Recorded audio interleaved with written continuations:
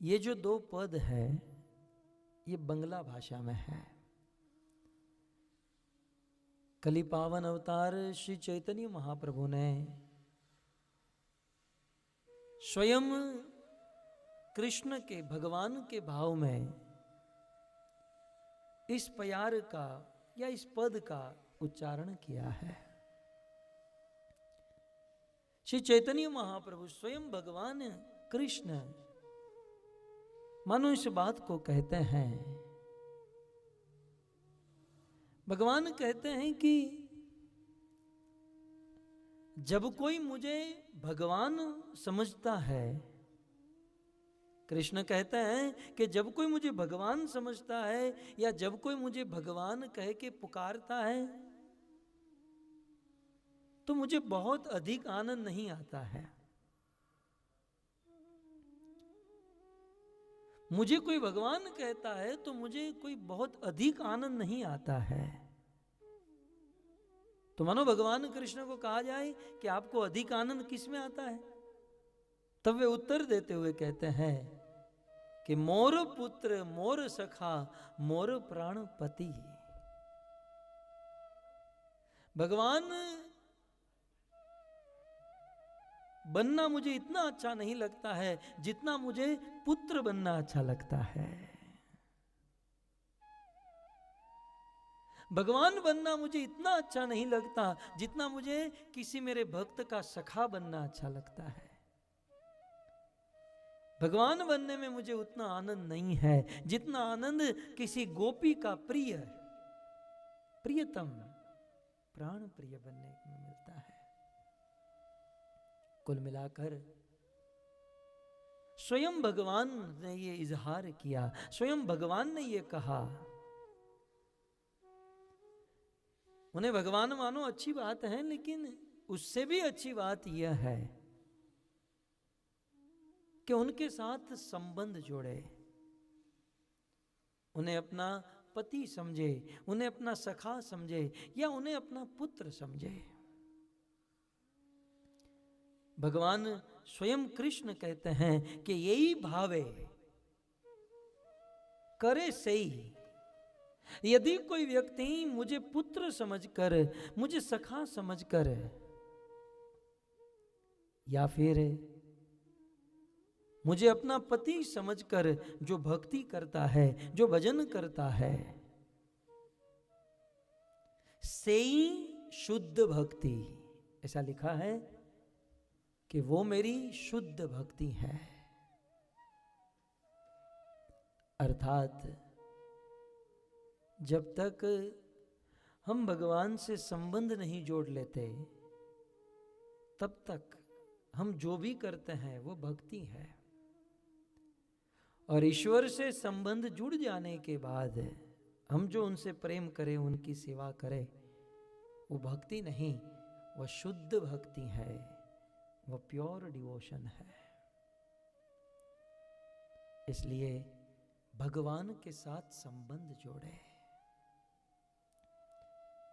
जैसे मान लो यहां पर कोई आपका मित्र आए और उनको पूछा जाए कि ये कौन है, तो वो कहे कि ये मनुष्य है। आप अपने घर पर जाओ और आपके घर पर कोई बैठा है, आपकी पत्नी को कोई पूछे कि ये कौन आया, तो आपकी पत्नी कहे कि ये मनुष्य आया है। अब मुझे बताइए कि आपकी पत्नी आपको मनुष्य कहेगी तो अच्छा लगेगा कि अपने प्राण प्रिय या प्रियतम कहेगी तो अच्छा लगेगा? हालांकि हम मनुष्य हैं, हालांकि कृष्ण भगवान है, हम मनुष्य हैं, लेकिन कोई हमें मनुष्य कहकर पुकारे उसमें इतना आनंद नहीं है जितना आनंद कोई हमें सखा कहे या प्राण प्रिय कहे या प्रिय पुत्र कहे। ठीक उसी प्रकार कृष्ण को कोई भगवान कहे उसमें उतना आनंद नहीं है जितना आनंद उनको पुत्र मानने से, प्रियतम मानने से या सखा मानने से है।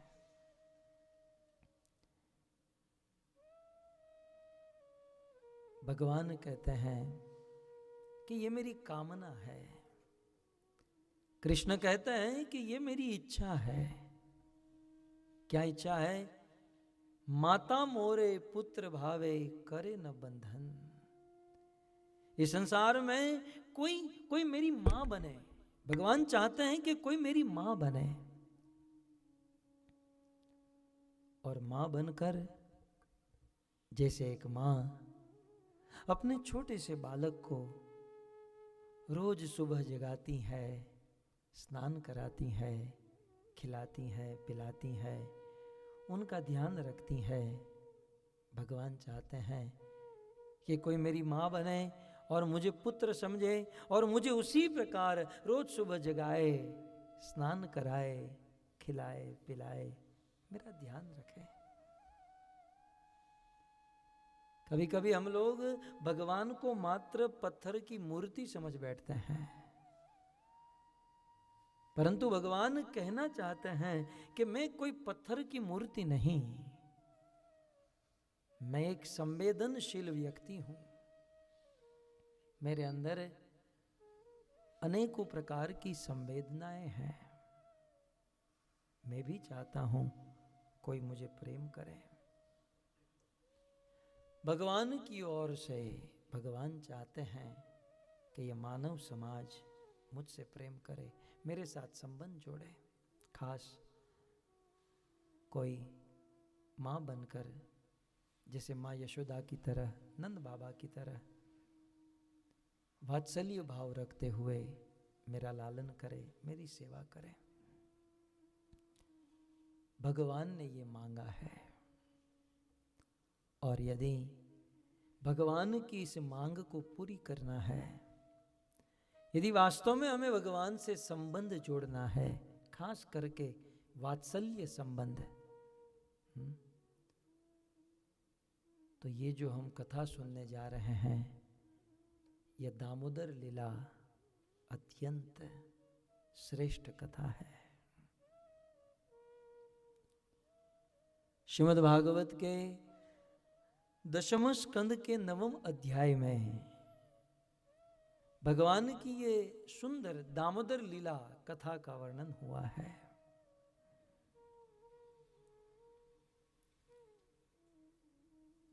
श्रीमद् भागवत के इस 10वें स्कंद में, 10वें स्कंद के 9वें अध्याय में श्रीपाद श्रीधर स्वामी ने एक श्लोक में बता दिया कि इस 9वें अध्याय में जो हम 7 दिन तक 7 सत्र में कथा सुनेंगे, उसमें क्या क्या वर्णन होगा संक्षिप्त में। नवमे पय उद्रिक्तो गोप्यथ तत्कृतं विलोक्य भाण्डभंगादि कृष्ण दामना बबंधतम। श्रीपाद श्रीधर स्वामी भावार्थ दीपिका में ऐसा लिखते हैं कि इस 10वें स्कंद के 9वें अध्याय में नवमे पय उद्रिक्तो, यशोदा दूध गर्म करने के लिए चूल्हे पर रखेगी। गोप्य अथ तत्कृतम, और अचानक वह दूध उबलेगा और उस दूध को बचाने के लिए यशोदा जाएगी कृष्ण को छोड़कर, तो कृष्ण को क्रोध होगा और कृष्ण के द्वारा मटका फूटेगा। माँ यशोदा आएगी और कृष्ण के द्वारा इस प्रकार से मटका फूटा हुआ देखकर माँ यशोदा कृष्ण को उखल के साथ बांध देगी। संक्षिप्त में इसे हम विस्तार से सुनेंगे, परंतु कथा प्रारंभ करने से पहले हम यह समझने का प्रयास करेंगे कि भगवान यह बाल लीला या यह दामोदर लीला क्यों करते हैं। दाम का अर्थ होता है रस्सी, उदर माने पेट। जिसके उदर पर दाम लगी हुई है उसे दामोदर कहते हैं। दाम प्लस उदर, दामोदर। तो रस्सी से बंधने की लीला, यशोदा के हाथों से बंधने की लीला भगवान कृष्ण क्यों करते हैं? ये दामोदर लीला क्यों? आज जब कथा करनी थी तो वैसे बहुत बार इस लीला का मैं अध्ययन कर चुका हूँ, लेकिन आज मैंने सोचा कि कुछ विशेष आपके बीच में कोई पॉइंट रखूं। यह दामोदर लीला क्यों? दामोदर मास चल रहा है, दिवाली के दिन दामोदर लीला हुई। यदि मन में प्रश्न हो कि भगवान कृष्ण ने यह दामोदर लीला क्यों की, इसके 12 कारण है।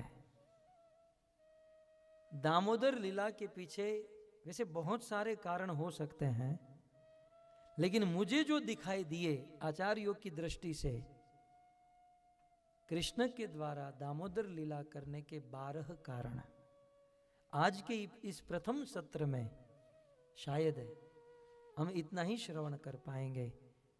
ये 12 कारण कौन से हैं? भगवान कृष्ण ने यह दामोदर लीला क्यों की? कारण 1, बहुत वर्ष पूर्व गुरुदेव के मुख से सुना था, बड़ी सरल भाषा में वे कहते थे। दामोदर लीला के पीछे प्रथम कारण, भगवान कृष्ण ने सोचा कि मैं पूरी दुनिया को बांध कर रखता हूं। कृष्ण इस संसार में पूरी दुनिया को बांध कर रखे हैं। श्रीमद् भागवत के 6ठे स्कंद में यमराज अपने दूतों को यह बात कहते हैं, परो मदन्य ओतम पोतम पटवधत्र विश्वम। हे मेरे दूतों, भगवान ने इस संसार के समस्त जीवों को ऐसे बांध कर रखा है जैसे ये कपड़ा होता है ना, कपड़े में मात्र धागे होते हैं और उसमें कोई गम या कोई फेविकॉल नहीं होता, लेकिन उन धागों को ऐसे फंसाया जाता है, एक के बीच में से दूसरा, दूसरे में से तीसरा, कि वह धागा ऐसे फंसाया जाता है कि वह कपड़ा बन जाता है। ठीक उसी प्रकार भगवान ने संसार के जीवों को बांध कर रखा है, फंसा कर रखा है। तब आपके मन में प्रश्न होगा कि भगवान ने कैसे बांध कर रखा है? वो बंधन तो दिखाई नहीं देता। यमराज जी ने उत्तर दिया, वे कहते हैं, भगवान संसार के जीवों को उनकी माया के द्वारा बांध कर रखते हैं। माया भगवान की शक्ति है और माया के द्वारा भगवान संसार के जीवों को बांध कर रखते हैं। अब आप बताइए, इस संसार में कौन ऐसा जीव है जो माया से मुक्त है? सब लोग माया में बंधे हुए हैं। यहां तक देवाधिदेव महादेव, शिव, ब्रह्मा, इंद्र भी इससे मुक्त नहीं है। इसी भागवत के 10वें स्कंद में भगवान श्री कृष्ण की लीलाओं में यह देखा गया। ब्रह्मा भी कृष्ण को नहीं समझ पाए और ब्रह्म विमोहन लीला आप सब जानते हैं। माया नहीं तो क्या है? शिव जी का मोहिनी के पीछे भागना, यह भगवान की माया नहीं तो क्या है? देवराज इंद्र के द्वारा बार बार गलती करना, यह माया नहीं तो और क्या है? जब दुनिया के इतने बड़े बड़े जीव, इतनी बड़ी बड़ी पोस्ट पर बैठे हुए लोग माया में फंसे हुए हैं, तो मेरे और आप जैसे लोगों की क्या बात की जाए? हो सकता है कि आप लोग माया से मुक्त हो भाई, शुद्ध भक्ति के स्तर पर हो। मेरे जैसे लोगों की यदि बात करूं तो माया में फंसे हुए हैं। तो भगवान संसार के समस्त जीवों को माया के द्वारा बांध कर रखते हैं। यदि आपने भगवत गीता पढ़ी है, पढ़ी नहीं देखी है, Bhagavad Gita as it is शिल प्रभुपाद ने जो लिखी है, भले पढ़े नहीं, लेकिन वो फोटो तो हमने देखे होंगे, आगे 10-12 फोटो लगाए हुए हैं। शायद आपको स्मरण होगा, उसमें एक फोटो है कि दो आदमी खड़े हैं, एक के हाथ में हॉकी है और ऊपर 3 स्त्रियां हैं और उसके हाथों में रस्सी है। जानते हैं ये फोटो? 3 स्त्रियां हैं, उनके हाथों में रस्सी है और रस्सी के द्वारा 2 आदमी को बांधा हुआ है। वो पिक्चर, वो फोटो यह बताने का प्रयास कर रहा है कि वो 2 आदमी और कोई नहीं, हम लोग हैं। और वो जो 3 स्त्रियां हैं, वो स्त्रियां और कोई नहीं, सत्वगुण, रजोगुण और तमोगुण है। सत्व, रजस और तमस ये तीनों माया के गुण है। बहिरंगा शक्ति, महामाया के ये गुण है। और माया भगवान की शक्ति है, तो अल्टीमेटली इनडायरेक्टली भगवान के द्वारा पूरा जगत बंधा हुआ है। समझ में आ गया है? अब आगे भगवान ने देखा कि मैंने पूरी दुनिया को बांध कर रखा है, लेकिन अब मेरे मन में भी इच्छा हो रही है कि कोई मुझे बांधे है। मैंने दुनिया के सभी लोगों को बांध कर रखा है, और ये बंधन का एहसास कैसा होता है। एक दिन भगवान ने सोचा कि ये मुझे भी उसका एहसास करना है कि ये बंधन होता कैसा है? मुझे तत्कालीन वो केवट का प्रसंग याद आ रहा है। रामायण का केवट एक तो राम को अपनी नौका में बिठाना नहीं चाहता था, और जब नौका में बिठा दिया, चाहता तो 5 मिनट में गंगा पार करा देता, लेकिन भगवान के भक्त बड़े टेढ़े होते हैं। वह केवट राम को नौका में बिठाकर उसी नदी में चक्कर कटवाने लगा। शायद आप भारत गए हो, और भारत में अहमदाबाद यदि गए हो, और अहमदाबाद के रिक्शा वालों का एक्सपीरियंस यदि आपको होगा, मुझे तो हुआ है। यदि उनको पता चले कि ये नया बंदा है और आप कहो कि मुझे फलानी जगह पर जाना है, तो इतना घुमाएंगे, इतना घुमाएंगे, इतना घुमाएंगे, और बीच में अपनी सब्जी भी ले लेंगे, अपना दूध आदि जो घर की ग्रोसरी है सब कुछ ले लेंगे और फिर पहुंचाएंगे। केवट बिल्कुल गुजरात अहमदाबाद के रिक्शा वाले की तरह था। पता नहीं गुजराती हो भी होगा। राम को उस बीच गंगा में ही चक्कर कटवाने लगा। राम देख रहे हैं और लक्ष्मण को क्रोध हो रहा है। लक्ष्मण की आंखें लाल हो गई, कान लाल हो गए, और बार बार तरकस से बाण निकाल रहे हैं, और राम शांत करे, लक्ष्मण शांत शांत शांत, खून खराबा ठीक नहीं है। भगवान से नहीं रहा गया। 1.5 घंटे, 5 मिनट का काम था नदी पार करवाना, इसने 1.5 घंटा लगाया। फिर भी वो बीच में ही घूम रही थी नौका। भगवान से नहीं रहा गया। भगवान ने कहा, केवट अब बहुत हुआ, अब हमें पार करा दो, हम ये चक्कर मार कर थक गए हैं। ये जो तुम हमें चक्कर मरवा रहे हो ना, ये चक्कर मार के हम थक गए हैं, अब हमें पार करा दो। तब केवट ने इतना ही कहा कि प्रभु, मैं आपको यही एहसास कराना चाहता था कि आप गंगा नदी के 2-3 चक्कर मारकर थक गए, हम लोग 84 के चक्कर में फंसे हुए हैं। हम 84 के चक्कर में फंसे हुए हैं, और आप गंगा के 2-3 चक्कर में थक गए।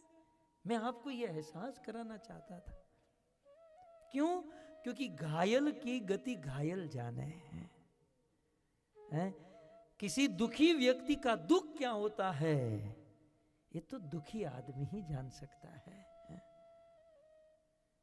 इसलिए किसी और को समझने के लिए स्वयं को दुखी होना भी जरूरी है। बात आई इसलिए कह दूं, मेरे मित्रों या मेरे वरिष्ठों, कभी कभी हमारे जीवन में दुख आते हैं। भले हम भजन करते हैं, भक्ति करते हैं, हम कभी भी किसी का कुछ नहीं बिगाड़ते, भजन करते हैं, भक्ति करते हैं, अच्छा काम करते हैं, फिर भी हमारे जीवन में दुख आते हैं। क्यों? क्योंकि भगवान हमें अनुभव कराना चाहते हैं क्योंकि जब तक स्वयं दुख का अनुभव नहीं होगा तब तक दूसरों के दुख को कैसे समझ पाएंगे। तो भगवान कृष्ण ने दामोदर लीला क्यों की? दामोदर माने जान लिया ना, उधर पर रस्सी उखल के साथ बंधने की लीला क्यों की? तो कारण एक, भगवान ने सोचा कि मैंने संसार के सभी जीवों को बांध कर रखा है, एक बार मैं बंध जाऊं, मुझे भी पता चले कि यह बंधन कैसा होता है। और इस लीला की पूर्ति करने के लिए भगवान कृष्ण इस लीला में यशोदा मैया के हाथों से बंध गए। यह है पहला कारण। समझ में आ गया? मैं फिर पूछूंगा, खड़े करके पूछूंगा कि पहला कारण कौन सा, दूसरा कौन सा। ये 12 कारण, दामोदर लीला के 12 रीजन है। और गारंटी दे रहा हूं कि आप ये अपने जीवन में पहली बार सुन रहे होंगे। आप नहीं, शायद सब लोग पहली बार सुन रहे होंगे, क्योंकि आचार्यों ने लिखा है। मैं जो ये बता रहा हूं ये हमारी बुद्धि तो है नहीं, ये आचार्यों की बुद्धि है। श्रीपाद स्वामी, विश्वनाथ चक्रवर्ती ठाकुर, रूप सनातन, इन्होंने भागवत के ऊपर बहुत कुछ लिखा है इस लीला के प्रसंग में। ये पहला कारण। पुरुष्टि संप्रदाय के प्रणेता आचार्य श्रीपाद वल्लभाचार्य, जो पुरुष्टि मार्ग के उपासक, वात्सल्य रस के उपासक, उन्होंने सुबोधिनी नामक ग्रंथ लिखा, जिसमें भागवत के इन श्लोकों पर विशेष व्याख्या, विस्तृत व्याख्या की। मुझे पढ़ने का अवसर मिला था कई वर्ष पूर्व। तो श्रीपाद वल्लभाचार्य ने कहा, दूसरा कारण कृष्ण की दामोदर लीला का दूसरा कारण वे श्लोक बताते हैं।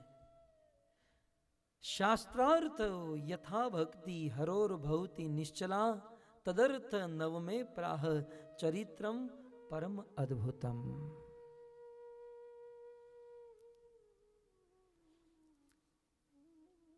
इस शास्त्र में, भागवत रूपी शास्त्र में भगवान कृष्ण की यह सुंदर लीला बताई गई है,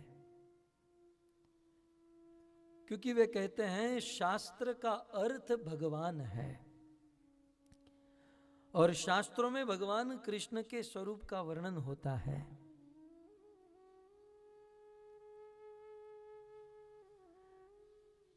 भगवान अपनी लीला, अपने माधुर्य का एहसास कराने के लिए, वल्लभाचार्य कहते हैं कि भगवान ये जताना चाहते थे कि मैं कोई आपसे अलग नहीं हूं, मैं आप जैसा ही व्यक्ति हूं। जैसे आपको दुख होता है वैसे मुझे भी कभी कभी दुख होता है, जैसे आपको सुख मिलता है मुझे भी सुख मिलता है। हमारा भगवान से प्रेम हो जाए, इसलिए भगवान एक साधारण बालक बनकर यह दामोदर लीला करते हैं। क्योंकि आपने देखा होगा, प्रेम जो है ना, समान बिरादरी वालों में ही होता है। जैसे जैसे कुत्ते का प्रेम कुत्तों से होता है, गधे का प्रेम गधी से होता है, घोड़े का प्रेम घोड़ी से होता है। ऐसा कभी सुना कि एक घोड़ा किसी गधी के ऊपर फिदा हो गया? नहीं। घोड़ों के समाज में उनका प्रेम होता है, गधों के समाज में गधों का, कुत्तों के समाज में कुत्तों का।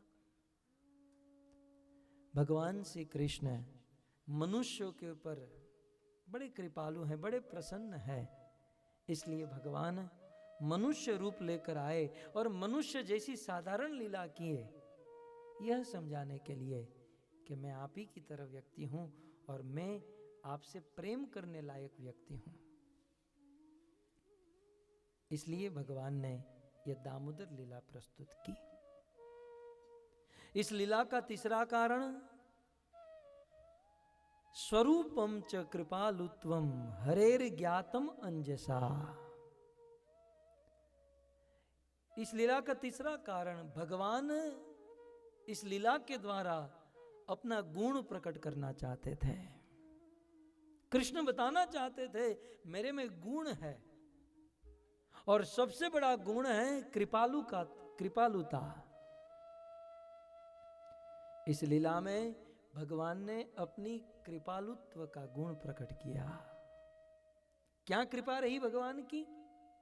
दुनिया की कोई ताकत भगवान को नहीं बांध सकती है, लेकिन भगवान के अंदर ऐसी कृपा उत्पन्न हुई कि अपने भक्त के हाथों से बंध गए। अपनी कृपा प्रदर्शित करने के लिए, समाज में, दुनिया में अपनी कृपा को समझाने के लिए, कृपा को दिखाने के लिए भगवान कृष्ण ने यह दामोदर लीला प्रस्तुत की। कितने कारण हुए? 3। फिर से याद करा दो। पहला कारण कि दुनिया को, भगवान ने सोचा कि दुनिया के लोगों को बांध कर रखा है, एक बार मैं भी बंधना चाहता हूं, जानना चाहता हूं कि ये बंधन होता कैसा है। एक।